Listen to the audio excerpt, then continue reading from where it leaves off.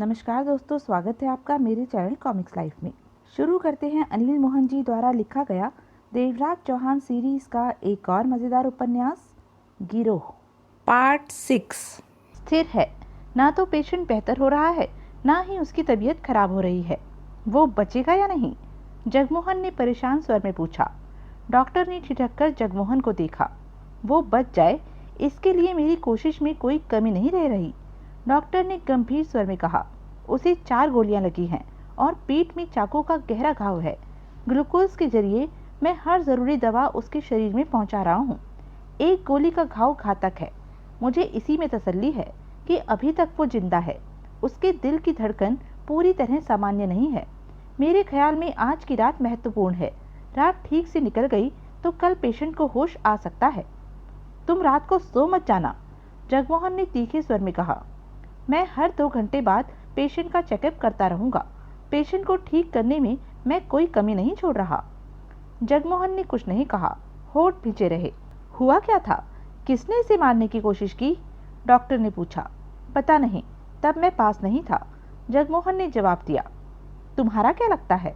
जगमोहन ने डॉक्टर को देखा और गंभीर स्वर में कह उठा। सब कुछ लगता है मेरा, भाई, बाप, माँ। डॉक्टर सिर हिलाकर आगे बढ़ गया। जगमोहन छोटे से रिसेप्शन रूम में पहुंचा। वहां मामू सोफे पर अधलेटा पड़ा था। क्या हुआ? मामू सीधा होकर बैठता कह उठा। कुछ नहीं, जगमोहन ने भारी स्वर में कहा और उसके सामने बैठ गया। डॉक्टर से बात हुई? वो कहता है कि आज की रात निकल जाए तो बढ़िया रहे, तब कल देवराज चौहान को होश आने की आशा है। डॉक्टरों के कहने का कोई भरोसा नहीं, मामू ने हाथ हिलाकर कहा। जगमोहन चुप रहा। त्यागी ने कोई कसर नहीं छोड़ी देवराज चौहान को खत्म करने में, मामू ने कहा। अपनी तरफ से तो उसने देवराज चौहान को खत्म कर ही दिया था, जगमोहन सुलगते स्वर में कह उठा। 4 गोलियां मारी और मेरे ख्याल से चाकू सबसे बाद में। त्यागी ने मारा होगा कि बची खुची कसर चाकू पूरा कर दे। ऐसा ही रहा होगा, जगमोहन ने पूर्वता स्वर में कहा। हद कर दी त्यागी ने और नैनी ने, मामू सिर हिलाकर कह उठा। सालों ने कहीं भी ये बात महसूस नहीं होने दी कि उनका इरादा गड़बड़ करने का है या वे दोनों आपस में मिले हुए हैं। एक हैं वे, 122 करोड़ के हीरे। इतने हीरों का क्या करेंगे? वो खा नहीं सकेंगे। दौलत खाने में किसी का पेट खराब नहीं होता, वो हजम कर लेंगे। हजम नहीं कर सकते, मामू के स्वर में तीखे भाव आ गए। क्यों नहीं कर सकते? जगमोहन ने मामू को देखा। क्योंकि देर सवेर हम उन्हें ढूंढ निकालेंगे। जरूरी भी नहीं कि हम उन्हें ढूंढ निकालें। दौलत पास हो तो छिपने के 50 रास्ते नजर आ जाते हैं। नैनी या त्यागी के किसी सगे वालों की जानकारी है? तू क्या समझता है मामू कि वो क्या 122 करोड़ की दौलत लेकर अपने किसी सगे वाले के पास जाएंगे? जगमोहन ने भींचे स्वर में कहा। वो दोनों अच्छी तरह जानते हैं कि हम उन्हें ढूंढ निकालने में कोई कसर न छोड़ेंगे। ऐसे में वो अपने सब रिश्तेदारों से नाता तोड़कर एक तरफ होकर बैठ जाएंगे। अपने फोन नंबर तक बदलवा लेंगे और वो हर उस रास्ते को बंद कर देंगे जिस पर चलकर हम उन तक पहुंच सकते हों। हाँ, वो अपनी पूरी कोशिश करेंगे कि हम उन तक ना पहुंच सके और हम पूरी कोशिश करेंगे कि उन तक पहुंच जाएं, उन्हें ढूंढ ले। मामू का स्वर ठंडा था। इस वक्त मुझे देवराज चौहान की चिंता है। मैं तुम्हारे साथ हूँ। त्यागी और नैनी को तो कभी भी। तभी मामू के फोन की बेल बजने लगी। मामू ने फोन निकालकर बात की। दूसरी तरफ सुंदरी थी। देवराज चौहान कैसा है? सुंदरी ने पूछा। वैसा ही। मैं महाबलेश्वर पहुंच गई हूँ। अब तो रात है। कल से पता करने की चेष्टा करूंगी कि इधर नैनी की कॉटेज कहाँ है। तेरी को क्या लगता है कि नैनी तेरी को वहां मिलेगी? अब उसे हर जगह ढूंढना है, कहीं से तो शुरुआत करनी है। ढूंढ, मामू बोला। गलती से वे मिल जाए तो बहादुर बनने की कोशिश मत कर बैठना। वे दोनों खतरनाक हैं, जानती हूँ। हमें खबर करना, तब करूंगी। मामू ने फोन बंद किया और जगमोहन से बोला। सुंदरी को भी चैन नहीं है। नैनी की तलाश में महाबलेश्वर जा पहुंची। तभी नर्स की आवाज सुनाई दी। डॉक्टर, डॉक्टर, पेशेंट को होश आ रहा है। जगमोहन उसी पल उछलकर खड़ा हो गया। चेहरे पर खुशी से भरी चमक दौड़ गई, जैसे बंजर जमीन पर रंग बिरंगे फूल खिल उठे हों। मामू के होठों पर मुस्कान उभरी और वो बड़बड़ा उठा। मानना पड़ेगा कि ऊपर वाला भी है। साला जाने कहाँ छिपा बैठा अपने करतब दिखाता रहता है। तीसरे मिनट में ही डॉक्टर वहां था। नर्स ने जगमोहन और मामू को देवराज चौहान के पास नहीं जाने दिया था, उन्हें कमरे से बाहर ही रखा था। जाने क्या सोचकर जगमोहन की आंखों में आंसू आ गए थे। खुश हो अब क्यों रोता है? मामू ने मुस्कुराकर कहा। रो कहाँ रहा हूँ, खुशी तो हो रहा हूँ, जगमोहन कह उठा। सच बात तो ये है कि मेरे मन में भी यही था कि देवराज चौहान नहीं बचेगा, क्योंकि वो बुरी तरह घायल था। लेकिन करिश्मा देख, बच गया। मारने वाले ने कोई कसर नहीं छोड़ी थी, लेकिन बचाने वाला भी कम नहीं है। मामू हौले से हंसा। जगमोहन ने गालों तक आ पहुंचे आंसू साफ किए। 15 मिनट बाद डॉक्टर बाहर निकला। डॉक्टर वो, जगमोहन ने कहना चाहा। कोई चिंता नहीं, अब वो ठीक है। जिस खतरे का मुझे डर था वो निकल गया है, डॉक्टर ने मुस्कुराकर कहा। मैं उससे मिल सकता हूँ? नहीं, अभी उसकी हालत ऐसी नहीं है कि बातें कर सके। अगले 24 घंटों में वो थोड़ी बहुत बात करने के काबिल हो जाएगा। जगमोहन ने चैन की सांस ली। आप दोनों निश्चिंत होकर रात को नींद ले सकते हैं। पेशेंट की देखभाल के लिए इसी काम के तो मैंने पैसे लिए हैं। डॉक्टर पुनः बोला। चल, मामू जगमोहन के कंधे पर हाथ रखकर बोला। आराम से खाना खाकर आते हैं, सुबह से कुछ भी नहीं खाया हमने। मैं दवा लिख देता हूँ, लेते आइएगा। आधी रात को पेशेंट को उस दवा की जरूरत पड़ेगी। कुछ ही देर में जगमोहन और मामू नर्सिंग होम से बाहर थे।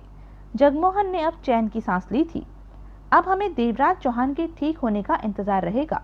कब तक ठीक हो जाएगा वो? मामू ने पूछा। पता नहीं, मैंने डॉक्टर से पूछा नहीं। वापसी पर पूछ लेंगे, पहले खाना तो खा लें।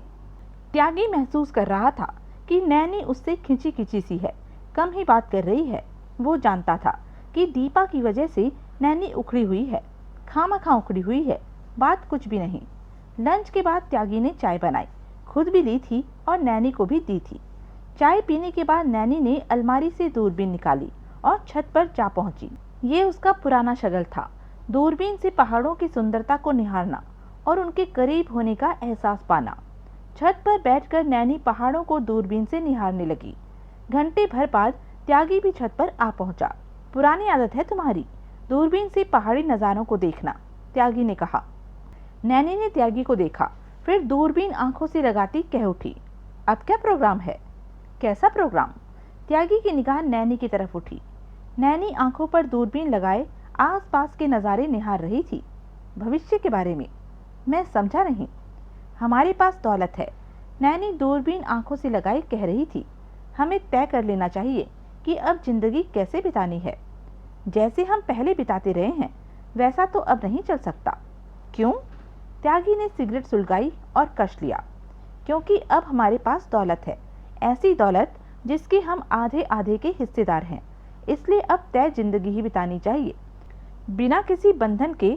अब हमारा इस तरह साथ रहना ज़्यादा लंबा नहीं चल सकेगा। ये बातें कहीं तुम दीपा की वजह से तो नहीं कह रही? वीरेंद्र ने टोका। नहीं, दूरबीन लगाए नैनी ने इनकार में सिर हिलाया। ये बातें तो हम में होनी ही थी, तुम भी जानते हो वीरू। त्यागी ने कश लिया और दूर पहाड़ों की चोटियों को देखा जहां बर्फ चमक रही थी। उसी पल नैनी की दूरबीन द्वारा निगाह दीपा वाली कॉटेज पर गई। एकाएक नैनी के होठ भिज गए। दीपा उसे खिड़की पर खड़ी दिखी, वो इधर ही देख रही थी। तभी दीपा ने बाँह उठाकर उसकी तरफ हाथ हिलाया। नैनी ने आंखों पर दूरबीन लगाए अपना चेहरा घुमा लिया, फिर दूरबीन हटाकर त्यागी को देखा। आंखों में हल्के से कहर भरे भाव नाच रहे थे। उसके लिए ये अजीब सी बात थी कि खिड़की पर खड़ी दीपा इधर ही देख रही थी। भला दीपा की उन दोनों में क्या दिलचस्पी है सिवाय त्यागी के? उसकी गैर मौजूदगी में दीपा उसके घर आई, तब दोनों के बीच क्या हुआ उसे नहीं मालूम था। त्यागी की निगाह भी नैनी पर टिक गई थी। कैसा बंधन चाहती हो तुम? शादी? हाँ, हम एक ही शर्त पर साथ रह सकते हैं कि हमें परिवार बना लेना चाहिए, घर में बच्चे होने चाहिए। मैंने इस बारे में पहले कभी नहीं सोचा। त्यागी मुस्कुराया। अब सोच लो। हाँ, अब तो सोचूंगा। नैनी ने त्यागी को घूरा। तुम मुझे चाहते हो वीरू? हाँ। तो फिर सोचने की क्या बात है? नैनी अजीब से अंदाज में मुस्कुराई। अब सोचने की बात आ गई है, क्योंकि हम दोनों के पास 122 करोड़ की दौलत है, उसके आधे आधे हिस्सेदार हैं हम। जैसे कि तुमने सोच लिया है कि तुम मुझसे शादी कर सकती हो, इसी तरह मुझे भी सोचना है कि तुमसे शादी करनी चाहिए। कि नहीं? खूब। नैनी मुस्कुरा पड़ी। 1-2 दिन का वक्त दो, मैं 10 दिन ले लो, नैनी कह उठी। त्यागी मुस्कुराया। लेकिन तब तक तुम सिर्फ मेरे रहोगे, इधर उधर नजर नहीं जानी चाहिए तुम्हारी। मेरी नजर अभी भी तुम पर है, इधर उधर नहीं है। तुम शायद दीपा, उसकी बात मत करो मेरे सामने। इस वक्त बात तुम्हारी और मेरी हो रही है, नैनी ने लापरवाही से कहा और दूरबीन आंखों पर लगा ली। त्यागी मुस्कुरा पड़ा। वो जानता था कि दीपा की वजह से ही नैनी उखड़ी हुई है, बाद में ठीक हो जाएगी। आंखों पर दूरबीन लगाए नैनी की गर्दन घूमी और दीपा वाली कॉटेज को देखा। दीपा को उसने अभी भी खिड़की पर खड़े इधर ही देखते देखा। नैनी बड़बड़ाई और दूरबीन से दूसरी तरफ देखने लगी। त्यागी पास आया और उसकी कमर में बांह डालकर मुस्कुराता कह उठा, तुम्हारी नाराजगी दूर हो जाएगी। आज रात हम बाहर डिनर। मुझे किसी भी तरह नाराजगी नहीं है, और क्यों होगी? तुमने ये कैसे सोच लिया? नैनी आंखों पर से दूरबीन हटाकर त्यागी को देखते कह उठी, मैं तो सिर्फ ये कह रही हूँ कि अब हमारे पास दौलत है और हमें भविष्य का कार्यक्रम बना लेना चाहिए। कहने के साथ ही नैनी नीचे जाने वाली सीढ़ियों की तरफ बढ़ गई। मैं रात को डिनर की बात कर रहा था, हम कहीं बाहर डिनर। मेरा मन नहीं है बाहर जाने का, नैनी ने बिना पलटे कहा और सीढ़ियां उतरती चली गई। त्यागी ने गहरी सांस ली और कश लेकर सिगरेट एक तरफ उछाल दी। वो वहां से पलटने ही वाला था कि तभी उसकी निगाह दीपा पर पड़ी, जो कि इस वक्त अपने कॉटेज की छत पर खड़ी थी। दीपा ने मुस्कुराकर त्यागी की तरफ हाथ हिलाया। त्यागी कुछ पल उसे देखता रहा, फिर मुस्कुराया और हाथ हिला दिया जवाब में। साथ ही पलटकर सीढ़ियों की तरफ बढ़ गया, इस बात से बेखबर कि नीचे खिड़की के पास छिपी खड़ी नैनी भी दीपा को हाथ हिलाते देख रही थी। दीपा छत से नीचे आई। उसके होठों के बीच मुस्कान दबी हुई थी। वो जानती थी कि उसकी कोशिश सफल हो रही है। त्यागी और नैनी में खाई बढ़ रही है। छत पर उन दोनों के बीच उखड़ेपन के अंदाज को उसने महसूस कर लिया था। वो जानबूझकर खड़ी रही थी खिड़की पर कि नैनी दूरबीन से उसकी कॉटेज की तरफ देखेगी अवश्य, और उसे खड़ा पाकर वो परेशान होगी। हुआ भी यही। दूरबीन लगाए नैनी ने इधर देखा। जब दीपा को लगा कि नैनी ने उसे खड़े देख लिया है, तो उसने हाथ हिलाया उसकी तरफ। ये जुदा बात थी कि नैनी ने गर्दन घुमा ली थी। दीपा जानती थी कि जली भुनी नैनी उसके हाथ हिलाने का जवाब नहीं देगी। फिर उसने नैनी को छत के नीचे की तरफ जाते देखा। दीपा तुरंत छत पर आ पहुंची। तब दीपा ने देखा कि नीचे खिड़की पर से नैनी उसकी कॉटेज की तरफ देख रही थी।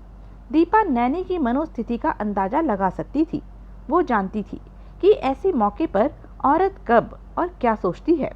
उसी पल दीपा छत पर मौजूद त्यागी की तरफ हाथ हिलाने लगी। जवाब में त्यागी ने भी हाथ हिलाया। दीपा को ये सोचकर बहुत मजा आ रहा था कि नीचे खिड़की पर खड़ी नैनी सब देख रही थी। फिर दीपा पलटी और नीचे आ गई। होठों के बीच मुस्कान दबी हुई थी। दीवार पर छोटी सी गुड़िया लटकी हुई थी। दीपा गुड़िया के पास पहुंची और उसे उंगली से छेड़ती कह उठी, गुड़िया रानी, तेरे त्यागी और नैनी आंटी में गड़बड़ की शुरुआत हो चुकी है। थोड़ी सी आग में और लगाऊंगी, उसके बाद उनमें लड़ाई बढ़ेगी। नैनी आंटी मेरी वजह से ही त्यागी अंकल से लड़ रही है, और यही मैं चाहती हूँ। त्यागी अंकल के पास माल है, नैनी उस माल के दम पर ऐश कर रही है, और मैं चाहती हूँ कि थोड़ी ऐश मैं भी कर लूँ, कुछ रुपया मैं भी इकट्ठा कर लूँ। दीवार पर टंगी गुड़िया भला क्या जवाब देती? तू आराम कर गुड़िया रानी, कोई नई बात हुई तो बताऊंगी। सुंदरी रात ही महाबलेश्वर पहुंच गई थी। मामू को फोन कर दिया था उसने पहुंचने का। कल रात भी नींद नहीं ले पाई थी। आज वो सबसे पहले तगड़ी नींद ले लेना चाहती थी कि कल सुंदरी को ढूंढने का काम कर सके। सस्ते से होटल में कमरा लिया और खाना खाने के पश्चात गहरी नींद में जा डूबी थी। अगले दिन सुबह 8 बजे उठी तो खुद को फ्रेश महसूस कर रही थी। 9:30 बजे तक वो नाश्ता करके तैयार हो चुकी थी। होटल से बाहर निकली। पहाड़ी इलाका था महाबलेश्वर। यहाँ की हवा में ही उसका मन हल्का हो गया था, परंतु असल में उसका मन तो तब हल्का होता जब वो नैनी और त्यागी को ढूंढकर उनसे हीरे वसूल लेती। बहुत मेहनत करके उसने डकैती डाली थी। वो जानती थी कि उसका करोड़ों का हिस्सा उसे मिल गया तो पूरी जिंदगी शान से बीतेगी। माँ का भी बढ़िया इलाज करा लेगी और खुद भी बढ़िया घर में शादी करके टिक जाएगी। सब कुछ हो जाएगा। इसके लिए उसे हीरो की जरूरत थी, उसे अपना हिस्सा चाहिए था। सुंदरी ने होटल से निकलकर पब्लिक बूथ से एसटीडी फोन किया सतीश के मोबाइल पर।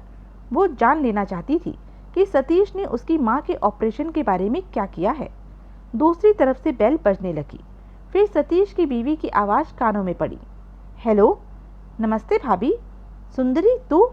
वो कुछ और भी कहना चाहती थी कि उधर से सुंदरी ने टोका, सतीश को फ़ोन दे। वो तो कल दोपहर से ही नहीं है। क्या मतलब? तेरी माँ के इलाज के लिए वो हीरा बेचने गया था। अचानक ही जाने का प्रोग्राम बना था कि जल्दबाजी में अपना मोबाइल घर पर ही भूल गया। उसके बाद वो वापस नहीं आया। शाम ढलने पर एक एम्बुलेंस आई और तेरी माँ को ले गई। कहाँ?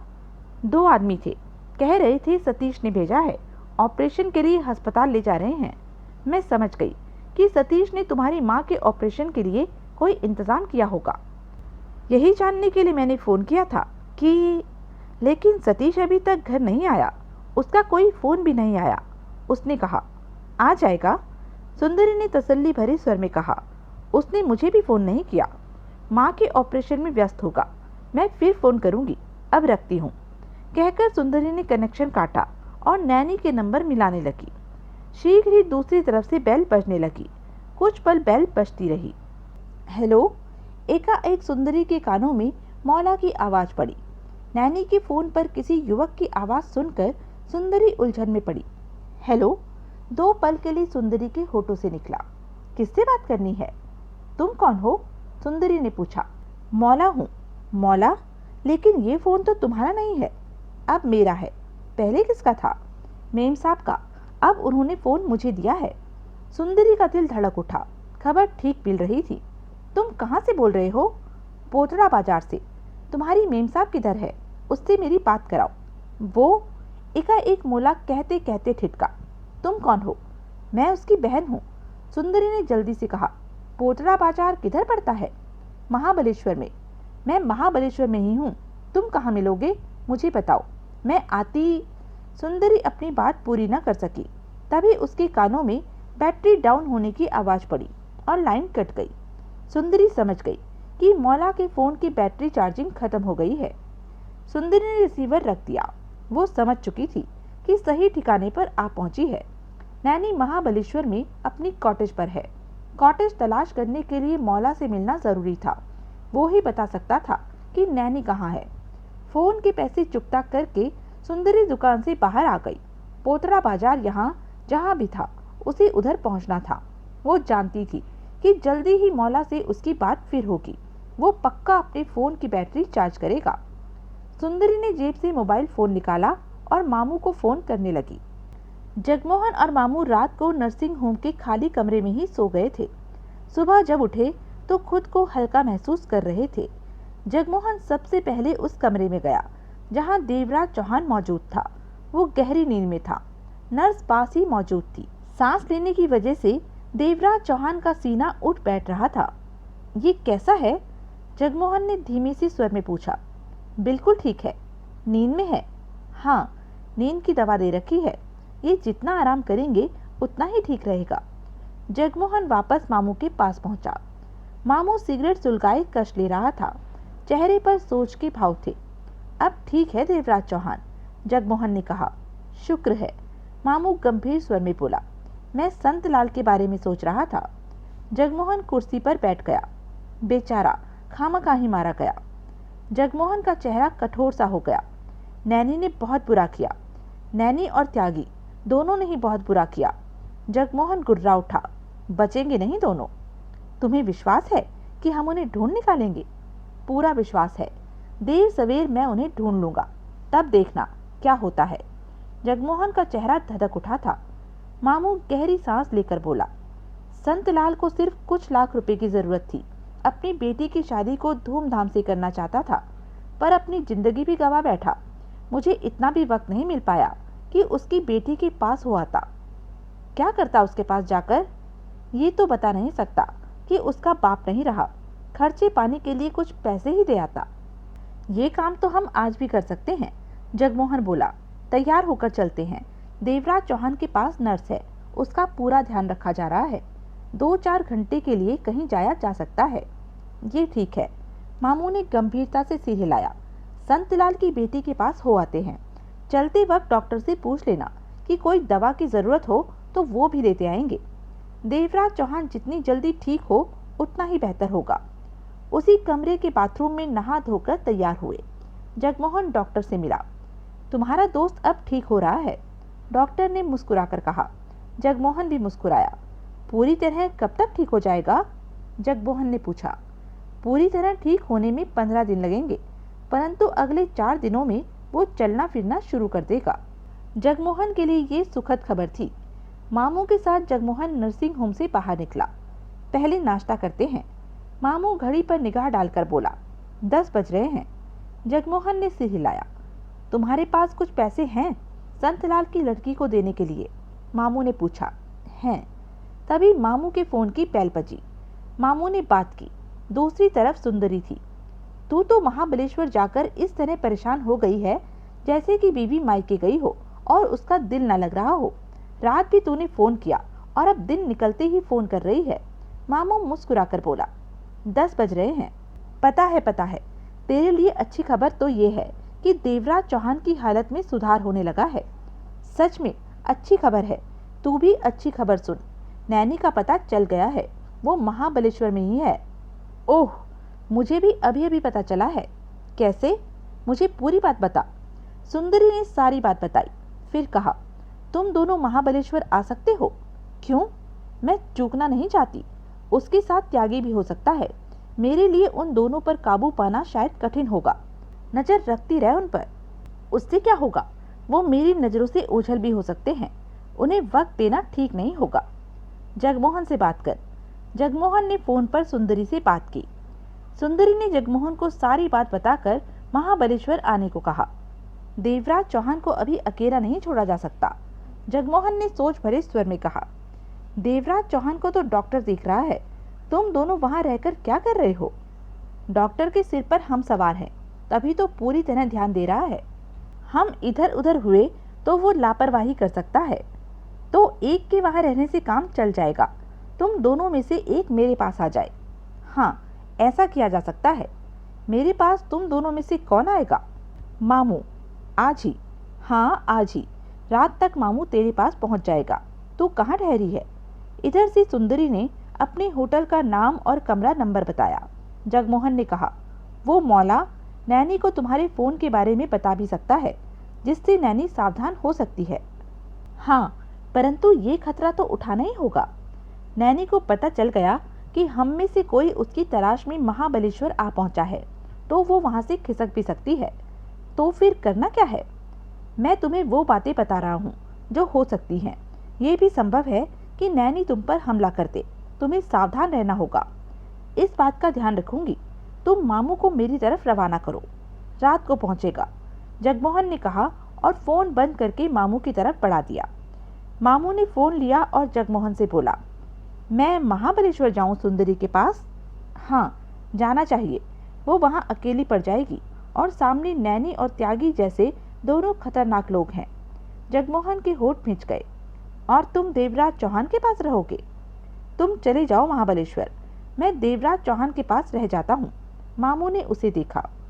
देवराज चौहान के पास मैं रहूंगा, तुम सुंदरी के पास जाओ, जगमोहन ने कहा। और संतलाल की बेटी के पास? वहां चले चलते हैं, उसके बाद तुम महाबलेश्वर रवाना हो जाना। कार सड़क पर दौड़ती जा रही थी। किशनलाल राणा विदेशी कार की पिछली सीट पर बैठा था। कार के शीशे चढ़े हुए थे, जो कि काले और बुलेट प्रूफ थे। एक आदमी कार चला रहा था और उसके बगल में रोशन बैठा था। सर, रोशन कह उठा, आज सुंदरी की माँ का ऑपरेशन है, शायद इस वक्त हो रहा हो। ऑपरेशन के बाद उसे स्टेट पहुंचा देना। सतीश को वहां पहुंचा दिया गया है। अभी तक तुम लोग इस मामले में आगे जानकारी नहीं हासिल कर सके कि तभी किशनलाल राणा का मोबाइल फोन बजा। उसने फोन निकालकर बात की। दूसरी तरफ गुलशेर था। सर, मामू नाम के आदमी का पता चला है, जिसके साथ कुछ दिन पहले सुंदरी देखी गई थी। मामू? ये कौन है? उठाई गिराही है, लेकिन खतरनाक है। चोरी कत्ल जैसे काम कर चुका है। 2 केस इस पर चल रहे हैं। मामू मिला? नहीं सर, मैं हर उस जगह को देख रहा हूँ जहाँ मामू मिल सकता है, परंतु उसकी कोई खबर नहीं। ढूंढो उसे और स्टेट पहुंचा दो। इन सब से मैं वहीं पर बात करूंगा। मामू के बारे में कैसे पता चला? सुंदरी के बारे में इधर उधर से जानकारी हासिल कर रहा था तो पता चला वो मामू के साथ देखी गई थी। डकैती वाले दिन और उसके आसपास के दिनों में मामू देखा गया है। पता किया मैंने, परंतु डकैती वाले दिन से 3 दिन पहले से ही मामू को किसी ने नहीं देखा। तो पक्का है कि ये मामू भी हीरो की डकैती में शामिल था। ढूंढ इस हरामजादे को। जी। किशनलाल राणा ने फोन बंद करके जेब में रखा। क्या बात हुई सर? रोशन ने पूछा। राणा ने बताया। लेकिन कुछ कहते कहते रुका रोशन। चुप क्यों हो गए? सर, रोशन सोच भरे स्वर में कह उठा, जिस तरह डकैती डाली गई है वो मामू या सुंदरी जैसे मामूली आदमी नहीं डाल सकते। बहुत ही अच्छी तरह प्लानिंग के साथ हमारे आदमियों को बेवकूफ बनाया गया, उन्हें शूट किया गया। सुंदरी या मामू मुझे इतने गुणी नहीं लगते। तो तुम ये कहना चाहते हो कि इस डकैती के पीछे कोई शातिर दिमाग काम कर रहा था? जी।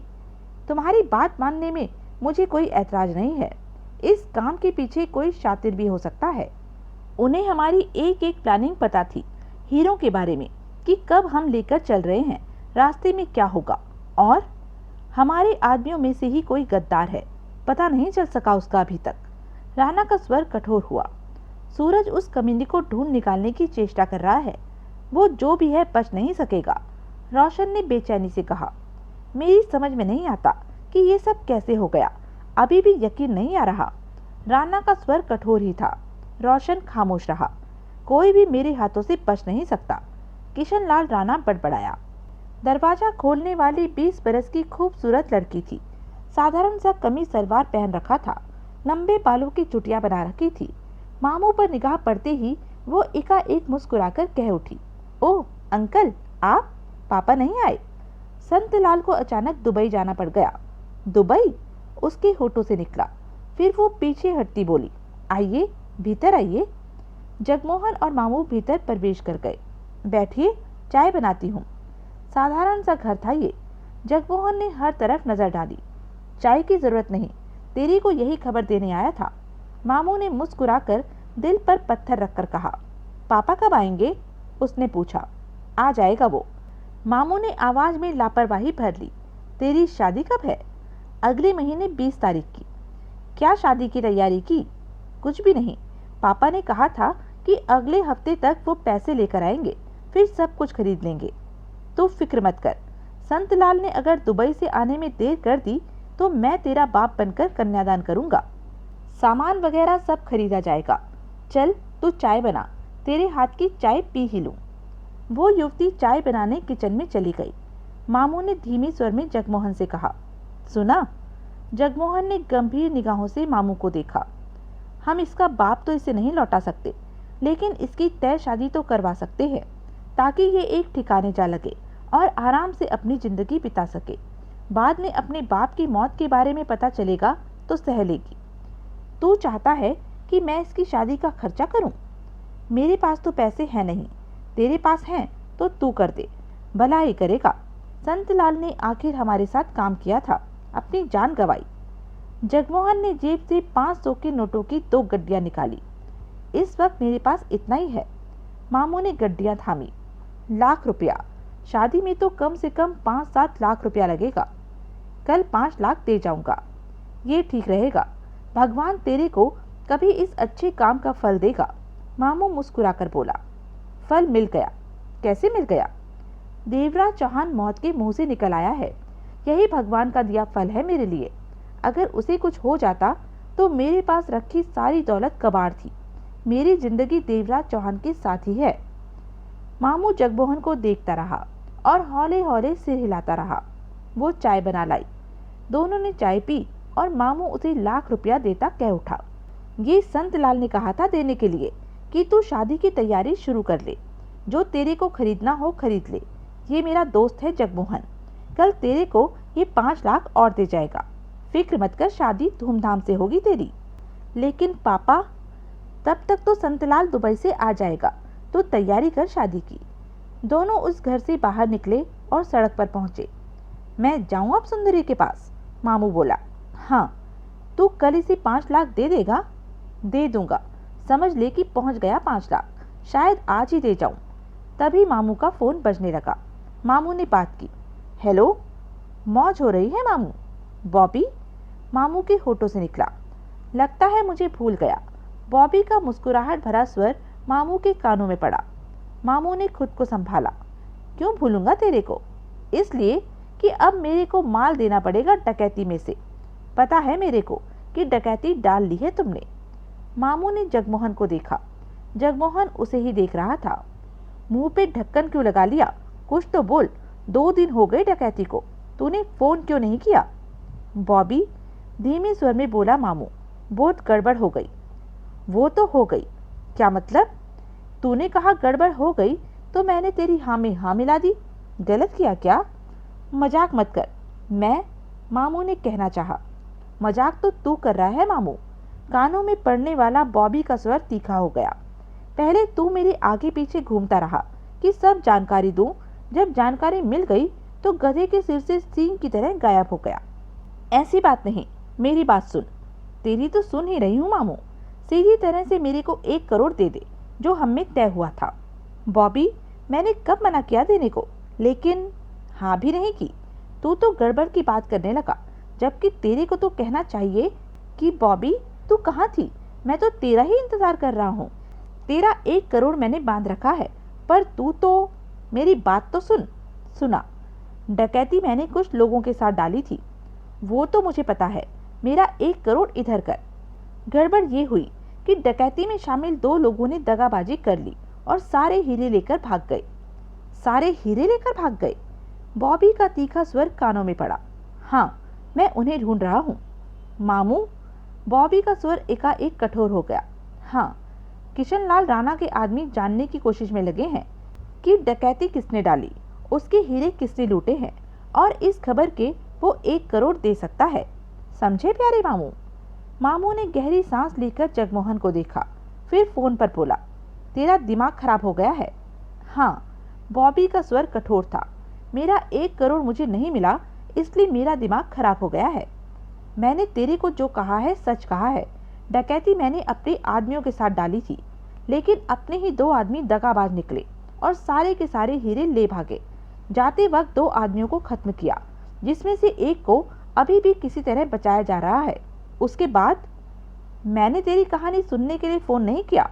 मुझे अपना 1 करोड़ चाहिए। देता है तो बोल, नहीं देता तो राणा को तेरे बारे में बताती हूँ कि तूने उल्लू की पट्टी, तू मुझे धमकी देती है। मामू का सब्र टूट गया। हाँ, मैं क्या बताएगी राणा को कि मैंने ही हीरो के बारे में मामू को बताया और मामू ने अपने आदमियों के साथ तेरे हीरे लूट लिए, और तय बात के हिसाब से वो मुझे अब 1 करोड़ नहीं दे रहा, इसलिए तेरे को मामू के बारे में बताने आई हूँ। बॉबी की आवाज़ नहीं आई। साली, अपनी औकात में रह, कपड़ों से बाहर निकलने की कोशिश मत कर। मामू पुनः गुर्राया। मेरा 1 करोड़? बॉबी की आवाज़ नहीं आई। मुझे हीरे मिल गए तो तेरे को भी 1 करोड़ मिलेगा, मुझे नहीं मिले तो तेरे को कुछ नहीं मिलेगा। मामू ने कठोर स्वर में कहा। तू कही तो मैं खुद राणा को फोन कर दूं कि मैंने डाली है डकैती, साथ में तेरा नाम भी बता दूंगा। मेरा नाम बताएगा राणा को? अपना बताऊंगा तो तेरा नाम क्यों ना बताऊंगा? मामू ने कड़वे स्वर में कहा। क्यों बात को बढ़ाता है? साली, धमकी तू मुझे दे रही है? और पुरानी बात छोड़, क्या सच में हीरे तेरे हाथ से निकल गए?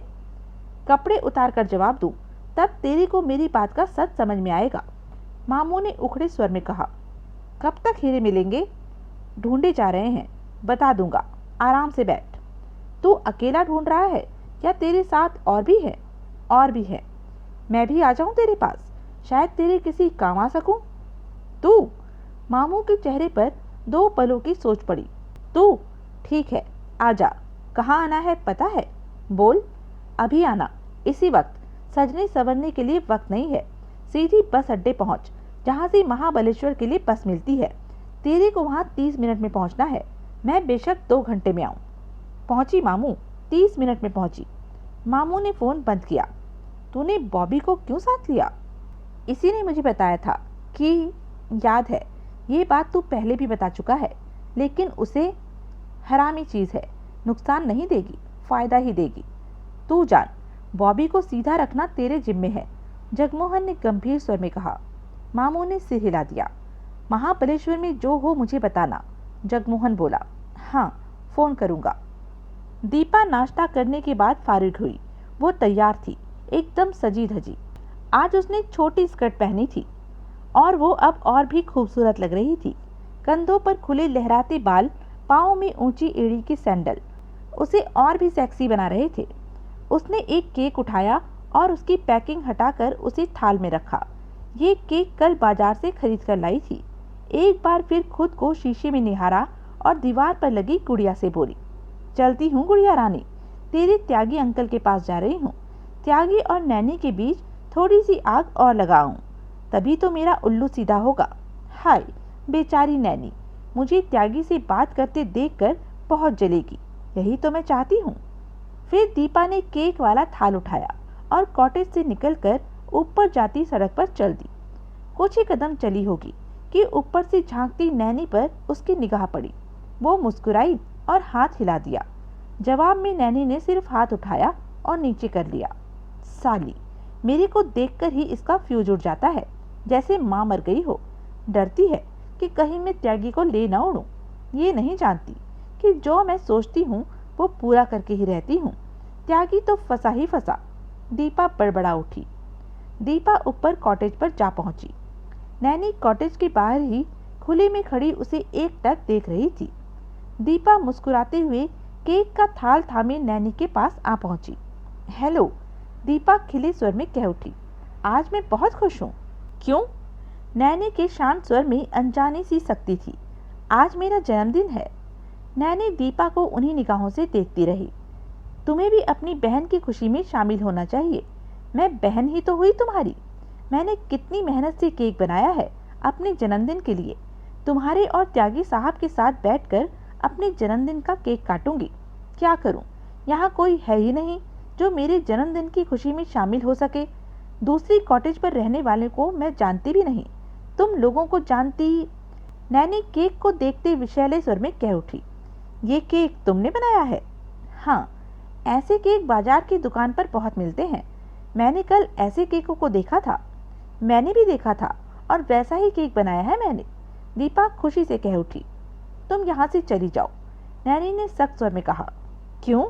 क्या तुम मेरे जन्मदिन की खुशी में शामिल नहीं होना चाहती? दीपा ने मुंह फुलाकर कहा। तभी वीरेंद्र त्यागी बाहर निकला और दीपा को देखकर ठिठका। ओह त्यागी साहब। केक का थाल थामे दीपा त्यागी की तरफ बढ़ गई। आज मेरा जन्मदिन है। मैंने तो सोचा था कि जन्मदिन का केक आपके हाथों से कटवाऊंगी, लेकिन शायद नैनी जी को मेरा आना पसंद नहीं। ऐसी बात नहीं।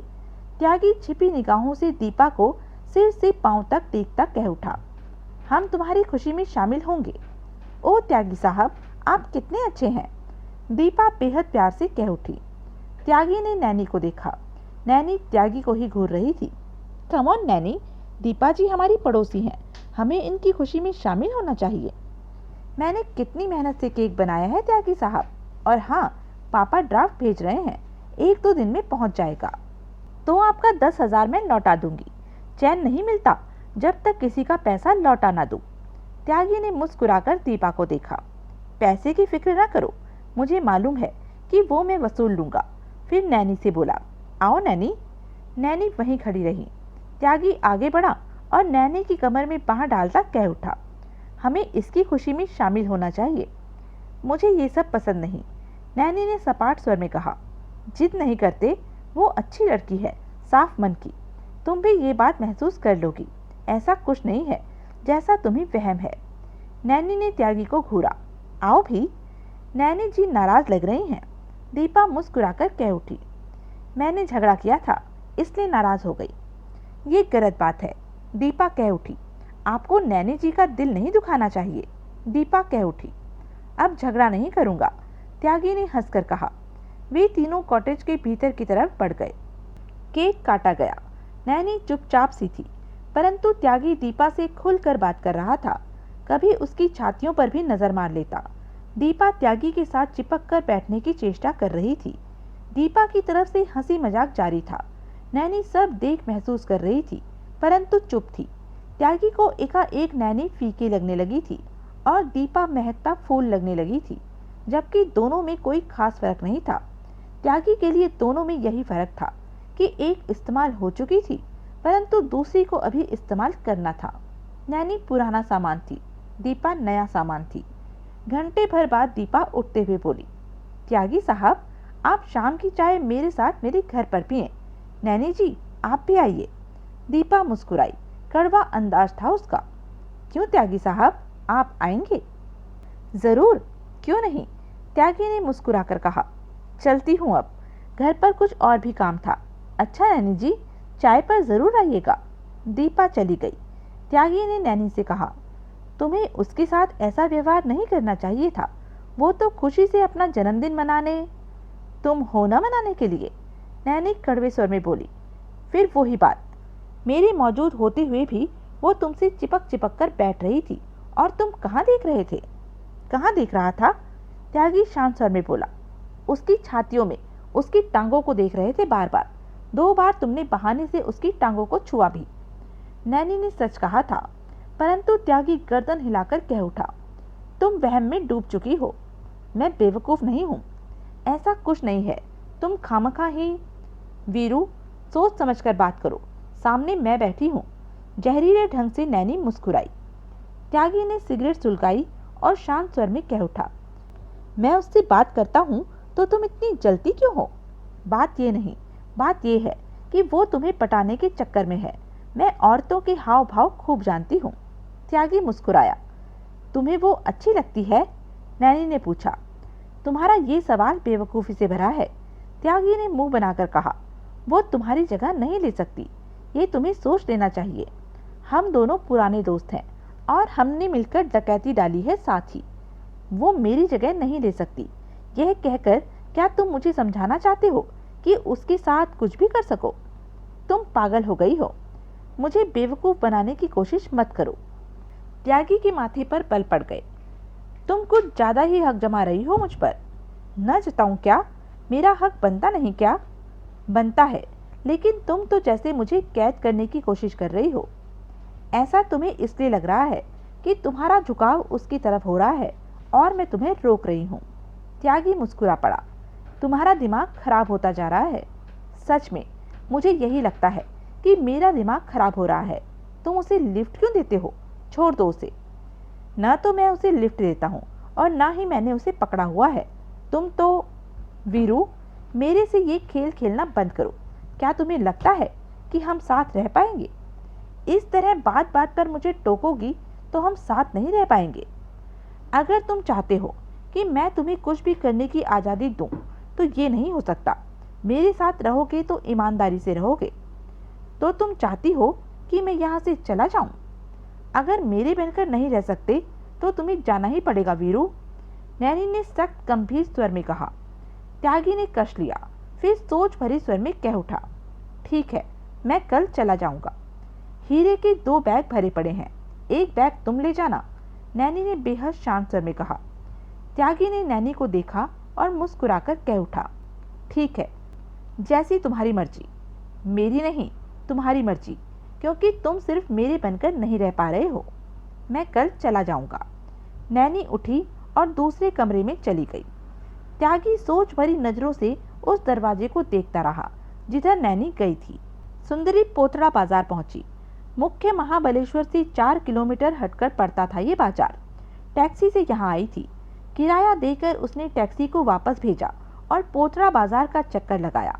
सारा बाजार देखा, फिर मौला को फ़ोन किया। घंटी बजती रहने के पश्चात मौला ने बात की। हेलो मौला, मैं नैनी की बहन बोल। पहचान लिया मेम साहब? तुमने फ़ोन क्यों बंद कर दिया था? सुंदरी ने जानबूझकर पूछा। बैटरी डाउन हो गई थी। पोतड़ा बाजार में तुम किधर हो? क्यों, मैं यहीं पर हूँ पोतड़ा बाजार में, तुमसे मिलना चाहती हूँ, सुंदरी ने कहा। अभी तो मिलने का जरा भी दम नहीं है मेम साहब।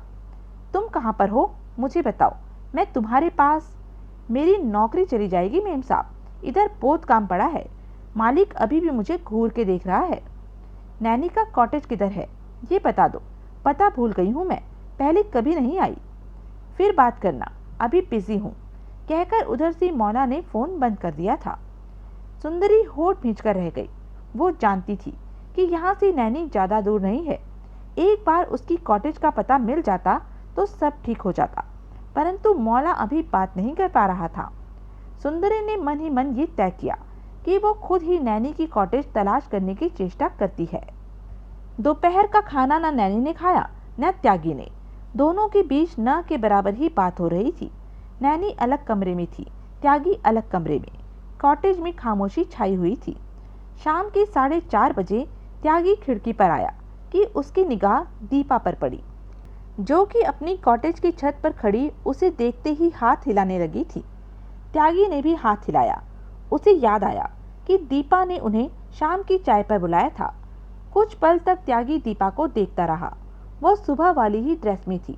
फिर खिड़की से हटा और कमरे में नैनी के पास पहुंचा।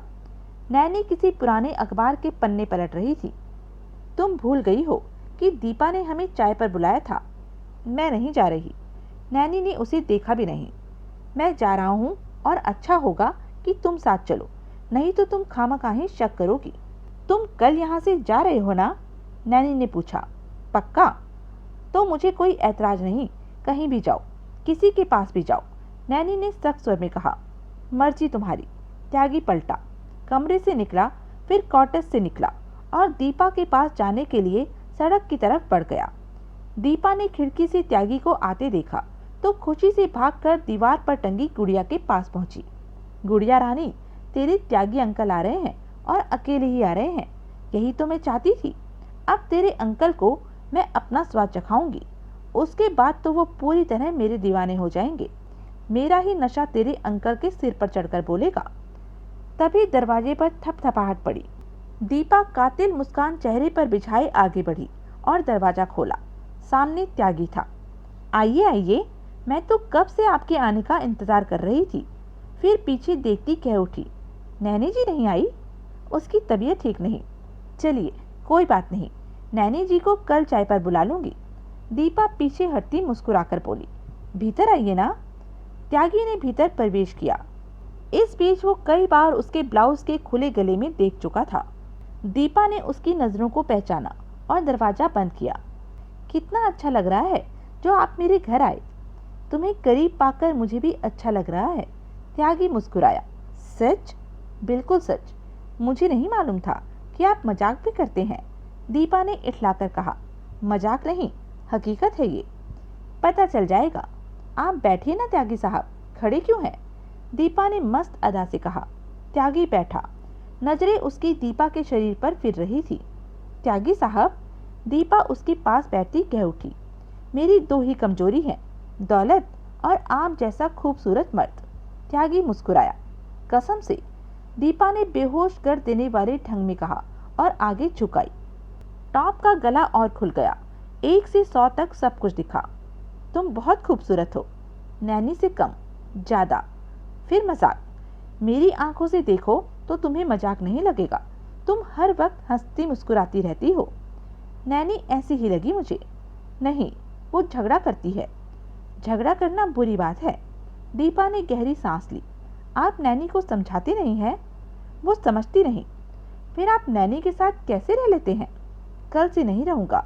नैनी के साथ बात हो गई है। कल मैं उससे अलग हो रहा हूँ। बुरी खबर सुनाई आपने त्यागी साहब? सोचता हूँ तुम्हारे पास आ जाऊं। ये कैसे हो सकता है? दीपा थोड़ा सा पीछे हटी। क्यों नहीं हो सकता? मैं तुम्हें अच्छा नहीं लगता क्या? बहुत अच्छे लगते हैं, परंतु पापा को मैं नाराज नहीं कर सकती। दीपा ने मुंह फुलाकर कहा। क्या मतलब? पापा मेरी शादी किसी अमीर आदमी के साथ करना चाहते हैं। लड़का ढूंढ रहे हैं मेरे लिए, पैसे वाला, क्योंकि वो जानते हैं कि मुझे पैसा खर्चने की आदत है। पैसे के बिना मैं जी नहीं पाऊंगी। पैसा बहुत है मेरे पास। त्यागी मुस्कुराया। झूठ, तुम्हारी कसम। रहने दीजिए। शादी से पहले सब ऐसा ही कहते हैं, बाद में तो रोने को भी नहीं मिलता अपनी किस्मत पर। विश्वास नहीं मुझ पर? जरा भी नहीं। त्यागी ने सिगरेट सुलगाकर कश लिया। ओह! दीपा ने अपनी छाती पर हाथ रखकर कहा। आप सिगरेट पीते हुए कितने अच्छे लगते हैं। मेरे पास करोड़ों की दौलत है। ऐसा मजाक मत कीजिए कि मैं सांस भी ना ले सकूं। दीपा ने मुस्कुराकर कहा। शादी से पहले हर मर्द यही कहता है कि उसके पास करोड़ों की दौलत है, लेकिन शादी होते ही हाथ खड़े करके रोना शुरू कर देता है। मेरे पास 122 करोड़ की दौलत है, त्यागी ने गंभीर स्वर में कहा। 23 ना 21, 122 करोड़। दीपा ने आंखें फैलाई। त्यागी ने सिर हिलाया। दीपा ने उसे गहरी निगाहों से देखा। त्यागी उसे गंभीर दिखा, परंतु वो तो सपने में भी यकीन न कर सकती थी कि त्यागी के पास 122 करोड़ की दौलत होगी। वो तो त्यागी से लाख 2 लाख झाड़ने के फेर में थी। मुझे विश्वास नहीं। कर लो विश्वास। कहाँ है दौलत? ऊपर कॉटेज में। दीपा फिर त्यागी को गहरी नजरों से देखने को मजबूर हुई। आपका मतलब है कि 122 करोड़ कॉटेज में पड़े हैं? हाँ, मैं 2 बार वहां गई, मुझे तो दिखी नहीं दौलत। 2 बोरियां पड़ी हैं मीडियम साइज की। हाँ, बेडरूम में, वो देखी थी मैंने। दीपा कह उठी। वही तो है दौलत, उसमें 122 करोड़ के हीरे हैं, त्यागी ने शांत स्वर में कहा। ये वही बोरियां हैं जो उस रात यहाँ पहुँचने पर तुमने उन्हें डिग्गी से निकाला था। दीपा कुछ गंभीर हुई। हाँ, कहाँ से मिले हैं इतने हीरे? त्यागी खामोश सा दीपा के खूबसूरत चेहरे को देखता रहा। बताइए ना। मेरे ख्याल से मैं तुम्हें पहले ही जरूरत से ज्यादा बता चुका हूँ, त्यागी ने शांत स्वर में कहा। विश्वास रखो मुझ पर। दीपा ने त्यागी के कंधे पर हाथ रखा। अगर बात आगे निकली तो तेरी जान निकलेगी। बात मुझ तक ही रहेगी। बताओ, कहाँ से मिले 122 करोड़ के हीरे? दीपा ने पूछा और चेहरा आगे करके त्यागी के गालों पर किस किया। अब तो त्यागी मुस्कुराया। मैं तुम्हें और भी अच्छा लगने लगा होऊंगा। हाँ, खूबसूरत मर्द के पास दौलत भी हो तो कहना ही क्या। दीपा ने स्पष्ट कहा, परंतु वो गंभीर थी। बताओ मुझे। मैंने, नैनी ने और कुछ लोग सब ने मिलकर डकैती डाली। डकैती? दीपा चौंकी, घबरा गई। नहीं, हैरान अवश्य हुई। दीपा ने अपने पर काबू पाया। तुम लोगों ने डकैती डाली? कहाँ? किशनलाल राणा के माल पर हाथ डाला। राणा मुंबई का, नाम सुन रखा है राणा का, पहुंचा हुआ इंसान है। दीपा कह उठी। वो ही, परंतु अखबार में तो नहीं आया डकैती के बारे में। ये राणा का हेरा फेरी वाला माल होगा, पुलिस में खबर नहीं कर सका होगा, करेगा तो फंसेगा। दीपा के मस्तिष्क में तूफान उठा हुआ था। सारे हीरे तुम लोगों के पास कैसे आ गए? इसमें तो दूसरों का भी हिस्सा होगा। सारा माल हम ले उड़े। तुम और नैनी? हाँ, और अब तुम नैनी से अलग हो रहे हो तो आधा माल होगा। जरूर होगा। त्यागी के चेहरे पर खतरनाक भाव नाच उठे। एकाएक दीपा ने गहरी और लंबी सांस ली। उसे विश्वास न आ रहा था कि उसके पास ऐसा इंसान बैठा है जिसके पास करोड़ों की अथाह दौलत मौजूद है। अब तुम एक बात कबूल करो, त्यागी बोला। क्या? तुम्हारे पापा की जो बात तुमने कही थी वो है ही नहीं। हाँ, पापा की बात नहीं, दरअसल मैं ही पैसे वाला आदमी चाहती थी। दीपा ने गंभीरता से कहा। मेरा भी यही ख्याल था।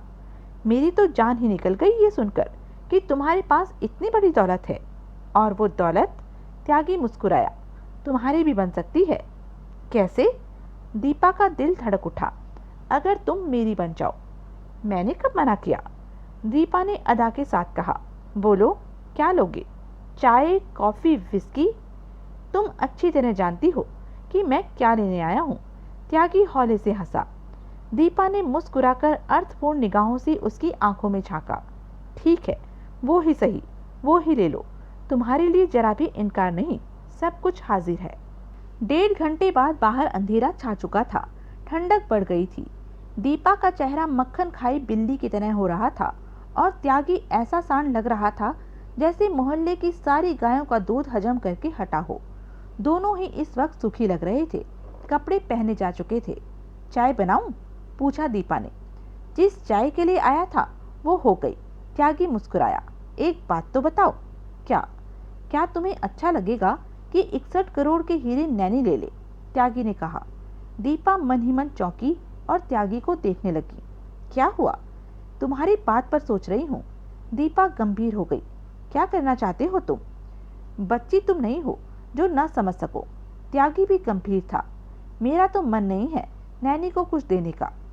तुम्हारा मन नहीं तो फिर मुझसे क्यों पूछते हो? तुम्हारी हाँ लेना चाहता हूँ। मैं तुम्हारे साथ हूँ त्यागी, पूरी तरह तुम्हारे साथ। जो तुम्हारी मर्जी वो ही मेरी मर्जी। गुड। तो आज रात मार दोगे नैनी को? मजबूरी है, नहीं तो वो कल 61 करोड़ के हीरे अपने हिस्से के रूप में ले लेगी। मेरे पास कब आओगे? पूछा दीपा ने। कल सुबह। सुबह से त्यागी तुम्हारा। और दीपा? दीपा मुस्कुराई। तुम्हारी। मैं तुम्हें हमेशा खुश रखूंगी। जिंदगी का मजा लेना है तो मुझे खुश रखना ही पड़ेगा।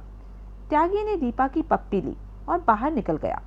दीपा कुछ पल वैसे ही खड़ी रही, फिर आगे बढ़कर दरवाजा बंद किया और दीवार पर टंगी गुड़िया के पास पहुंची। सो जा गुड़िया रानी, दीपा ने गहरी सांस लेकर कहा। अब तो तेरे को बताने का कुछ नहीं है। आगे क्या होगा मैं भी नहीं जानती। अगर सच में तेरे त्यागी अंकल के पास करोड़ों के हीरे हैं तो मेरे मजे आ गए। पूरी जिंदगी ऐश करूंगी मैं। सुंदरी ने शाम 6 बजे मौला को फोन किया। बेल जाती रही। मौला ने फोन नहीं रिसीव किया। बार बार फोन करने पर तीसरी बार मौला ने बात की। क्या है? मौला का स्वर नशे में डूबा लगा। सुंदरी को। मौला, मैं नैनी की। ठीक है, अभी मेरे पास वक्त नहीं है बात करने का। मौला नशे भरी आवाज में कह रहा था। मेरी बात तो सुन। तू मेरी सुन। मेरा जिज्जा आया हुआ है, उसकी सेवा कर रहा हूँ, उसे दारू पिला रहा हूँ। 1 मिनट का भी टाइम नहीं है। तू कल सुबह मेरे को फोन करना, कसम से, तब तेरे से बात करूंगा। बाय। अब मुझे फोन करके तंग नहीं करना। फोन बंद हो गया। सुंदरी गहरी सांस लेकर रह गई। दिन भर वो कॉटेजों की खाक छानती रही, परंतु नैनी वाली कॉटेज नहीं मिली थी। थक कर उसने मौला को फोन किया। अब तो वो पीने पिलाने में लगा हुआ था। कोई बात नहीं, कल सुबह ही सही, उसने सोचा। वापस महाबलेश्वर जाने के लिए सुंदरी टैक्सी स्टैंड की तरफ बढ़ गई। साथ ही सोच रही थी कि अब तक मामू उसके होटल पहुंच गया होगा या पहुंचने वाला होगा। त्यागी वापस कॉटेज में पहुंचा। दरवाजा खुला था और नैनी सामने ही बैठी थी। उसे देखते ही मुस्कुराई नैनी। अजीब सी मुस्कुराहट। त्यागी भी मुस्कुराया। स्वाद कैसा लगा? नैनी की आवाज में किसी तरह का भाव नहीं था। ठीक ही रहा। मेरे स्वाद में उसका स्वाद बढ़िया लगा होगा। वो नई है। नैनी का लहजा पूर्वता ही था। ऐसा ही समझ लो। उसमें कोई नई चीज तो नहीं लगी। जो मेरे में है उसमें कुछ हटकर तो उसके शरीर पर नहीं लगा। त्यागी मुस्कुराया। तुम्हें ऐसी बातें नहीं करनी चाहिए। क्यों? मैं कल यहाँ से जाने वाला हूँ। कल तुम्हारा जाना उसकी कॉटेज तक तो नहीं होगा कि यहाँ से जाओ और उसकी गोद में बैठ जाओ। ऐसा कुछ नहीं है। मैं भी तुम्हें बता दूं कि तुम्हारा मेरे पड़ोस में रहना ठीक नहीं होगा। ये बात समझ लो। उसके पास टिकने का मेरा कोई इरादा नहीं है, त्यागी ने कहा और आगे बढ़कर कुर्सी पर बैठ गया। मैं सोचती हूँ कि मुझे छोड़कर तुमने गलती कर दी। नैनी ने अपने सिर के बालों को झटका देकर पीछे किया। एक ही किश्ती के सवार थे हम। साथ रहते तो बेहतर ढंग से जिंदगी की किश्ती चला लेते, परंतु अब तो वक्त पीछे छूट चुका है। एक ही किश्ती में ज्यादा भार भी कभी मुसीबत बन जाता है, इसलिए अलग अलग सवारी ही करना बेहतर है। त्यागी ने शांत स्वर में कहा। सच बात तो ये है कि तुम्हारे शक ने सब कुछ गड़बड़ किया, वरना दीपा के बारे में ऐसी कोई बात थी ही नहीं जैसा तुमने सोचा। औरत के शरीर को तो तुम जानते हो, परंतु औरत को नहीं जानते। औरत जब कहे कि उस तरफ मत देखो तो मर्द को उधर नहीं देखना चाहिए, वरना औरत बिगड़ जाती है, जैसे कि मैं बिगड़ी। तुम्हें उसकी ज्यादा चिंता थी। बेकार की बात कर रही हो तुम। मुझे भी ऐसा ही लग रहा है। ये बातें अब हम में नहीं होनी चाहिए। तो क्या सोचा कि कहाँ जाओगे तुम? मैं नहीं बताना चाहता तुम्हें। तुम्हारी मर्जी, लेकिन किशन लाल राणा से तुम्हें सतर्क रहना होगा। उसके आदमी हमें ढूंढ रहे होंगे। मेरे ख्याल से तो वो पता नहीं लगा पाया होगा कि डकैती किन लोगों ने डाली है। ये भी हो सकता है। नैनी ने सिर हिलाया। जगमोहन मामू और सुंदरी भी हमारी तलाश में होंगे। हाँ, वे अवश्य हमें ढूंढ रहे होंगे। उनकी नज़रों से बचना है हमें। वो गुस्से में पागल हो रहे होंगे, खास तौर से जगमोहन, क्योंकि देवराज चौहान को तुमने मार दिया है। मैं इन बातों की परवाह नहीं करता। परवाह करनी चाहिए। जब भी भूख लगे फ्रिज में से खाने का सामान निकालकर खा लेना। नैनी ने कहा। तुमने खा लिया? मेरी फिक्र मत करो। कहते हुए नैनी उठ खड़ी हुई। कल हम अलग हो रहे हैं तो आज हमें साथ बैठकर जश्न मनाना चाहिए। मैं ज़रूरत नहीं समझती, नैनी ने कहा और बेडरूम की तरफ बढ़ गई। त्यागी मुस्कुराया, उठा और बोतल गिलास ले आया, पैक बनाने लगा। सुंदरी होटल पहुंची तो 7 बज रहे थे। गहरा अंधेरा घिरा पड़ा था, सर्दी पड़ रही थी। कमरे में पहुंची तो वहां मामू के साथ साथ बॉबी को मौजूद पाया। पहले उसने कभी बॉबी को न देखा था। कब आए? सुंदरी पैकते हुए बोली। आधा घंटा हुआ। कमरे की चाबी तुम्हें कैसे मिल गई? ऐसे ताले खोलना मेरे लिए मामूली बात है। कॉफी मंगवा, मामू ने कहा। सुंदरी उठते हुए बोली, ये कौन है? बॉबी। इसी ने खबर दी थी कि कब राणा के 122 करोड़ के हीरे ले जाएंगे। ओह, तो अब ये तुम्हारे साथ कैसे? मैंने इससे वादा किया था कि काम हो जाने के बाद इसे 1 करोड़ दूंगा। मामू हौले से कड़वे अंदाज में हंसा। और अब ये हिस्सा लेने के लिए मेरे साथ है।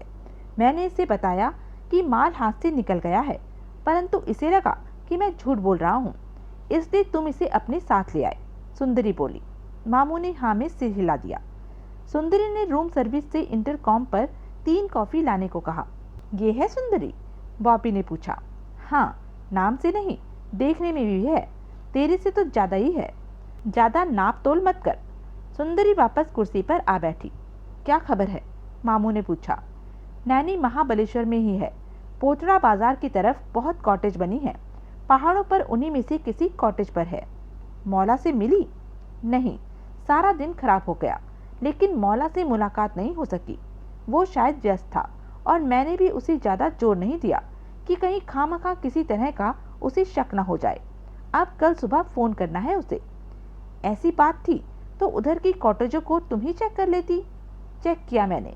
10-20 कॉटेज होती तो बात बन भी जाती, परंतु पहाड़ पर फैली वो 150 कॉटेज में ये पता लगाना कि नैनी किस कॉटेज में है, आसान बात नहीं। हाँ, ज्यादा जोर लगाती तो कहीं नैनी तक ये बात न पहुंच जाती कि कोई उसे तलाश कर रहा है, तब वो निकल भी सकती है। बात तो अब भी पहुंच सकती है। मौला नैनी को बता सकता। मौला तब बताएगा जबकि उसे लगे कि कोई गड़बड़ है या इत्तेफाक से नैनी उसके सामने पड़ जाए, सुंदरी ने कहा। मामू ने सिर हिलाया। यही वजह रही कि मैं मौला पर ज्यादा जोर नहीं दे रही, नैनी के ठिकाने के बारे में जानने के लिए। तो यह थी अब तक की कहानी। आगे की कहानी जानने के लिए बने रहें मेरे साथ। और हाँ, मेरे चैनल को लाइक, शेयर और सब्सक्राइब करना ना भूलें। धन्यवाद।